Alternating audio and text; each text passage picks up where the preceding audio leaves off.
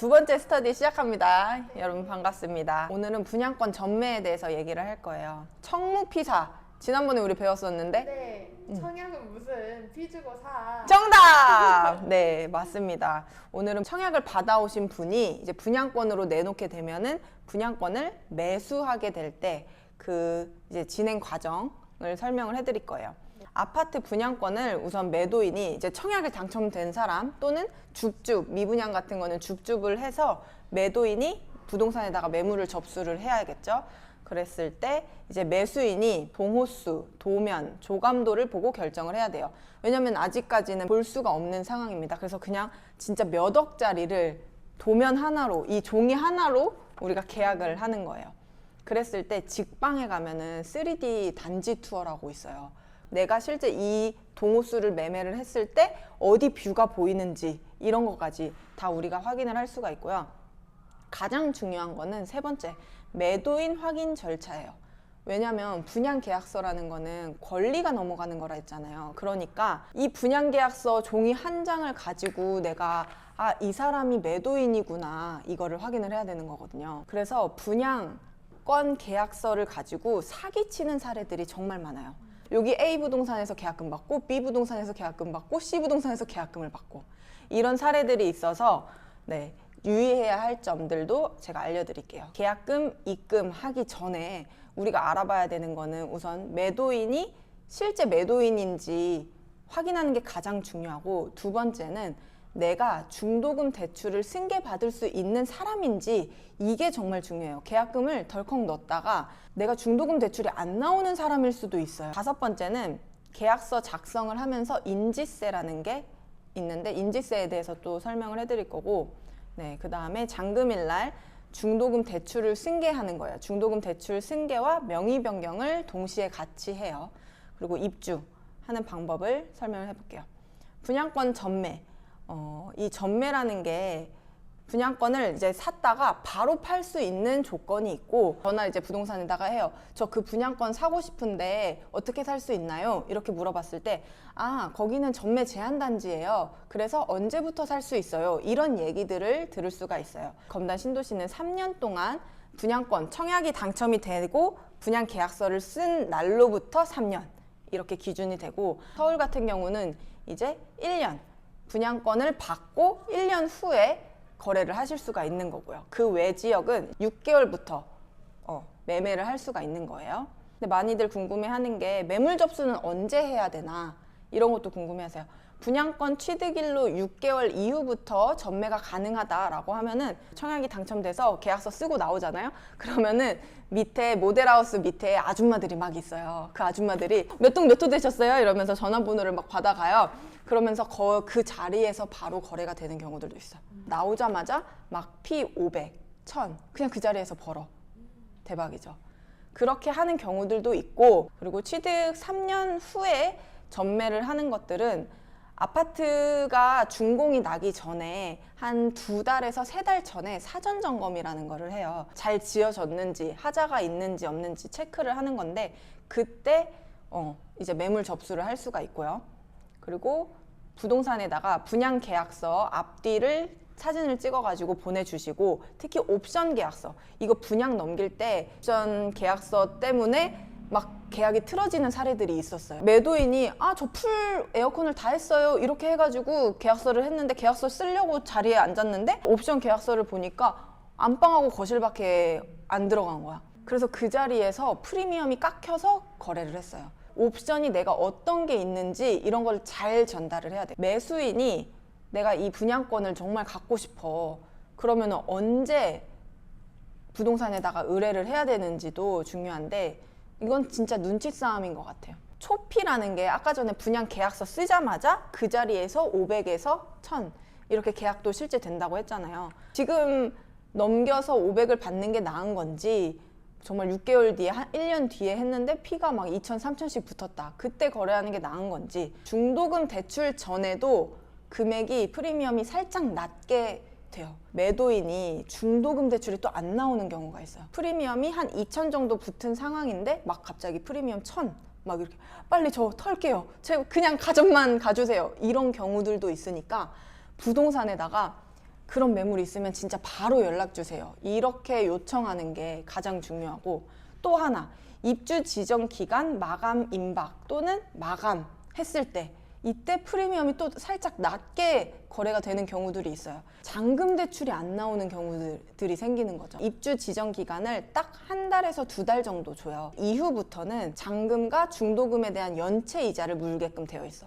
막 프리미엄을 3천 부르던 사람들이 막 마피가 생기는 경우들은 없지만 그렇게 해서 거래를 원하는 게 있는 거죠.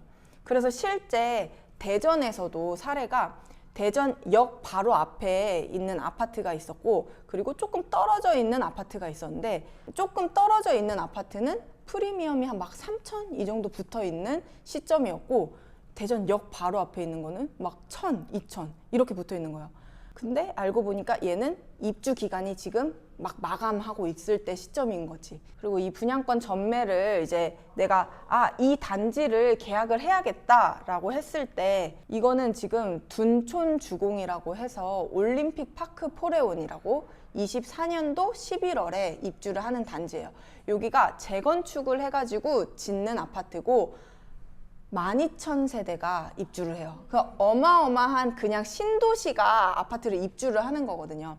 그래서 처음에 이거 지금 분양했을 때 3년 전에 이거 분양받지 말라, 막 이거 무조건 떨어진다, 입주 너무 많다 이렇게 얘기를 했었는데, 지금 이번 11월에 하잖아요. 거의 10억, 15억씩 올랐어요 지금.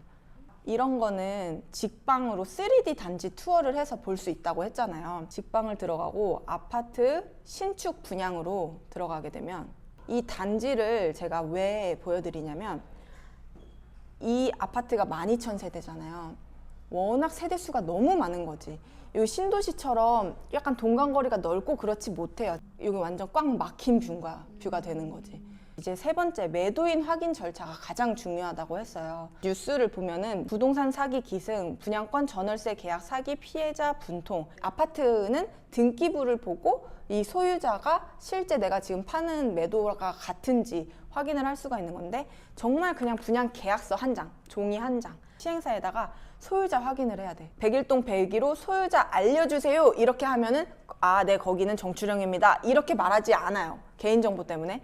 근데 101동 101호 전매하려고 합니다. 근데 분양계약서 상에 정추령이라고 되어 있는데 그분이 소유자가 맞나요? 라고 유도 질문을 해야 돼요. 시행사에서는 네, 아니요로만 대답을 해줘. 그거를 확인한 후에 계약금 입금을 하는 게, 그 다음에 내가 계약의 의사표시, 계약을 하겠다라는 의사표시로 계약금을 입금을 해야 돼요. 근데 계약금 입금하기 전에 나 또한 중도금 대출을 받을 수 있는 사람인지 그걸 확인하는 게 가장 중요한데, 여기 보시면 계약금 10%, 중도금 60%, 잔금 30% 이런 식으로 돈이 진행이 되는 건데, 보통은 계약금 10%만 넣고 중도금 60%는 대출로 일으키는 거예요. 7, 8년 전만 해도 중도금 대출을 무이자로 우리한테 빌려줬었는데, 지금은 다 대출 유이자니까 후불제 유이자. 대출이 중도금이 60%가 3억 3천이잖아요. 3억 3천에 대한 한 4%에서 5% 정도의 이자를 부담을 해야 되는 거. 매도인이 됐어. 나는 이거를 6개월 뒤에 팔 거야, 지금. 중도금 잔압을 하지 않는 게 가장 좋아요. 내가 원래 입주할 거라면은 중도금도 잔압하고 이자도 어차피 낼 거 미리 내버리고 해도 상관없는데, 중도금을 잔압하지 않아야 돼.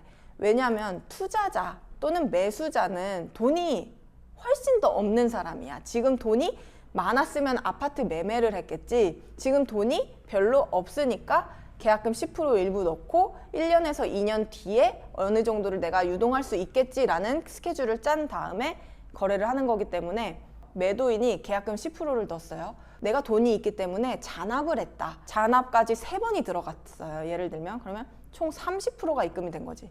근데 나 갑자기 팔아야 돼. 그러면은 매수자한테 계약금, 중도금 2차까지 해서 30%가 있는 사람을 찾아야 되는 거지. 근데 실제 매수자들은 이제 주변 물건들과 비교를 할 텐데, 이제 시장에 나와 있는 매물들과 비교를 했을 때 어떤 물건은 계약금 10%만 넣어도 되는 건데, 이 물건은, 내가 갖고 있는 물건은 계약금 30%가 필요한 거네? 근데 매수자는 30%가 지금 당장 없어. 또는 있다 하더라도 돈을 더 많이 넣고 싶지 않겠지. 왜냐면 보통 투자자분들은 10% 넣었다가 또 다른 데다가 내 돈을 투자를 하려고 할 테니까 그렇게 하기 때문에 중도금 잔압은 하지 않는 것이 더 좋아요. 분양권을 여러 개 갖고 있는 사람들이 있어요. 그랬을 때 중도금 대출이 최대 비조정 지역에서는 최대 2건까지 분양권을 총 2건을 갖고 있어도 괜찮다라는 거예요. 2건까지만 중도금 대출이 나온다. 이런 내용이에요. 이해가 되셨을까요? 실제 계약서인데요. 여기 권리 의무 승계표라고 있어요. 이 부분이 가장 중요해요. 수분양자가 지금 여기에 처음 청약 받은 사람이 홍길동으로 찍히는 거고 이 홍길동이 매매를 했을 때 여기 양도인으로 넘어와요. 이 홍길동이 요 양도인으로 넘어오고 나는 매수자기 때문에 이 양수인으로 이거를 잔금일날 함께 이 여기다가 이제 수기로 다 적어주거든요. 그리고 옵션 계약서, 실제 옵션들을 어떤 거 했는지 우리 체크를 해야 되고요. 그리고 분양권 전매를 할 때 인지세라는 게 있어요. 부동산, 항공, 선박의 소유권 이전일 때 2인 이상 공동으로 문서를 작성하는 경우 그 작성자는 그 문서에 대해서 인지세를 연대하여 납부할 의무가 있다. 이렇게 하는데 분양권 거래를 할 때 상황 또는 지역, 관례에 따라서 매수가 내야 되는 경우가 있고 매도가 내야 되는 경우가 있고 또는 둘이 반반 내는 경우들도 있고 보통의 관례들은 반반 내요. 근데 매도가 내는 경우들은 매수자 우위 시장일 때, 매수가 내야 되는 시장일 때는 매도자 우위 시장일 때 안 팔려가지고 막 나 이거 팔아야 돼 이런 그런 상황에 따라서 그 인지세를 누가 내는지에 따라서 그래서 보통은 1억 원 초과해서 10억 원 이하의 부동산을 매매를 많이 하니까 15만 원이고 그래서 매도 매수 7만 5천 원, 7만 5천 원 이렇게 부담을 하는 경우들이 많아요. 신고필증, 아파트 매매를 한다라고 하면은 우리 요즘 호갱노노 이런 데 보면은 실거래 신고가 금방금방 떠요. 실거래 신고는 아파트 거래를 하고 나서 30일 이내로 무조건 해야지 되는 거예요. 30일 안으로 반드시 해야 되고 안 낼 경우에는 500만 원 이하. 보통은 부동산에서 중개를 하기 때문에 부동산에서 다 신고를 하고요. 신고 필증이라는 게 나와요. 그래서 매매할 때마다 이 전매는 내가 오늘 샀다가 또 재영이한테 넘기고 또 재영이가 지수한테 넘기고 또 계속해서 할 수가 있는 건데 그때마다 신고 필증이 필요해요.